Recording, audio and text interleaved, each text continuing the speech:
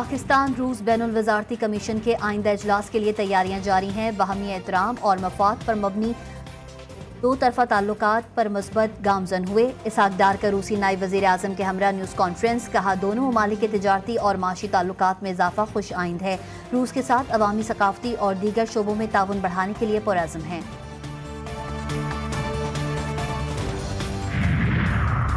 काबीना की मंजूरी के बाद आईनी तरमीम पार्लियामेंट में पेश की जाती है। आइन में तरमीम 2/3 अक्सरियत से पास होती है। 18वीं तरमीम के नामुकम्मल एजेंडे को आगे बढ़ाने का फैसला हुआ। वफाकी वज़ीर कानून नाज़िम नज़ीर तारड़ ने कहा, हुकूमत जुडिशल रिफॉर्म्स के लिए इस्लाहात कह चुकी थी।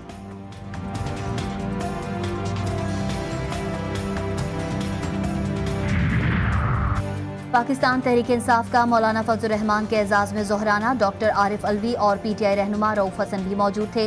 मौलाना फजल रहमान ने कहा कि हुकूमती बिल के मुसव्वदे को मुकम्मल मुस्तरद कर दिया। हुकूमत कह रही है हमारा कोई मुसव्वदा नहीं है, मुसव्वदा किसी को दिया गया और किसी को नहीं, जो मुसव्वदा मुहैया किया गया वो क्या था।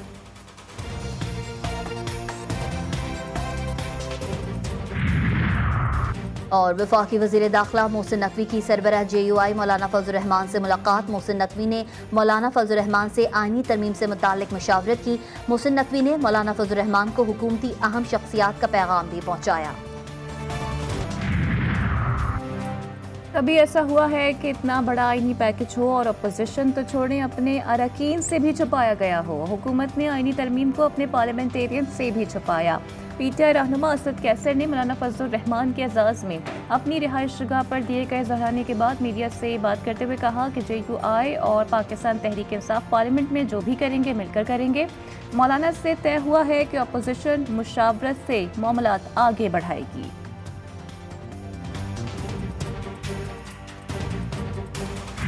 दुनिया के ममालिक के अंदर सुप्रीम कोर्ट अलग होता है, कॉन्स्टिट्यूशनल कोर्ट्स अलग होती हैं और कॉन्स्टिट्यूशनल कोर्ट्स के अंदर ही आइनी मामलात जो हैं वो जाते हैं ताकि जो आम शहरी हैं उनके मामलात में जो है वो उनको इंसाफ भी मिल सके। ये वाहिद मुल्क है जहाँ पे 9 मई जैसे केसेस का भी आज तक फैसला नहीं हो सका। केस लोड इतना है कि हज़ारों केसेस जो हैं वो पेंडिंग होते हैं। आईनी तरमीम के सिलसिले को आगे बढ़ाया जाएगा। वज़ीर इत्तलात और नशरियात अता तारड़ का कहना है कि पार्लियामेंट में तमाम जमातों ने सैर हासिल गुफ्तगू की। आईनी तरमीम का मुसव्वदा तमाम सियासी जमातों के पास मौजूद था। दुनिया भर में सुप्रीम कोर्ट अलग होती है और आईनी अदालत अलग होती हैं। पाकिस्तान वाहिद मुल्क है जहाँ 9 मई जैसे मुकदमात का फैसला भी ना हो सका। अगर आईनी तरमीम पास करना चाहते तो वहाँ पे तो खैबर पख्तूनख्वा की नुमाइंदगी नहीं है। आपने तो इलेक्शन ही नहीं कराया।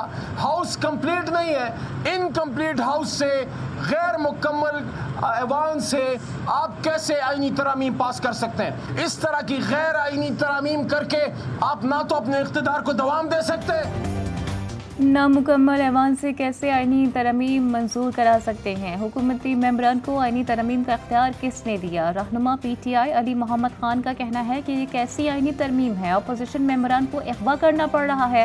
जल्द लाहौर में पुरम जलसा होने जा रहा है। असल में गवर्नर जो है ये चाहता है इम्पोर्टेंस। वो कहते हैं ना वेला, वो मेरे ख्याल में वो लड़का है वेला मुंडा, वो टिकटॉक पे वो वेले मुंडे वाली IDs को दे दें। पर्ची पे आया हुआ बंदा है, पर्ची पे तुम्हारा ऑर्डर हुआ है, इस सूबे में तुम्हारा मैंडेट है नहीं। बंदर बांट मैंडेट चोरों के साथ मिलकर इस मुल्क पे डाका डाला गया, इस मुल्क की जमहूरियत पे।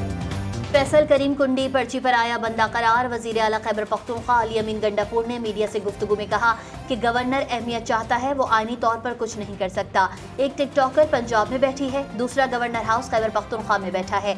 आराम से बैठकर टिकटॉक बनाते रहो वरना किसी एनेक्सी में भेज दूंगा।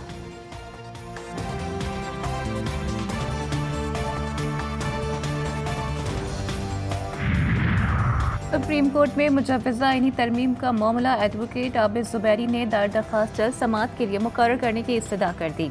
आबिद ज़ुबैरी ने दरख्वास्त में मौक़िफ़ इख्तियार किया कि ये मामला अदलिया की आज़ादी से जुड़ा हुआ है। मुजव्वज़ा आईनी तरमीम की दरख्वास्त को 3 रुकनी प्रैक्टिस एंड प्रोसीजर कमेटी के सामने रखा जाए।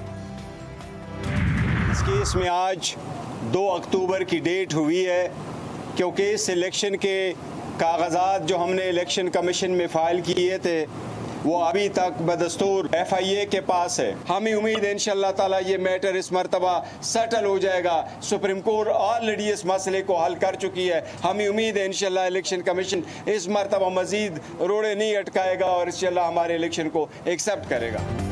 Tehreek Insaf intra party election case की समाअत बैरिस्टर गौहर ने दस्तावेजात जमा कराने के लिए 10 दिन की मोहलत मांग ली। समाअत 2 अक्टूबर तक मुलतवी। बैरिस्टर गौहर कहते हैं PTI 175 सियासी जमातों में वाहिद जमात है जिसने शफाफ तरीन इंतखाबात करवाए।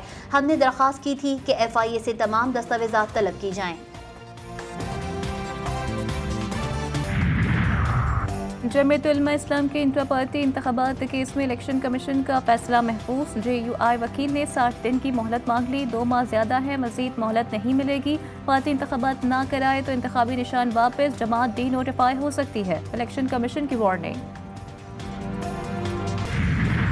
लेबनान में इसराइल का बड़ा साइबर हमला, एक साथ 3000 से ज़ायद पेजर्स फट गए। बैरूत, वीका और दाहिया में सड़कों और बाजारों में धमाके।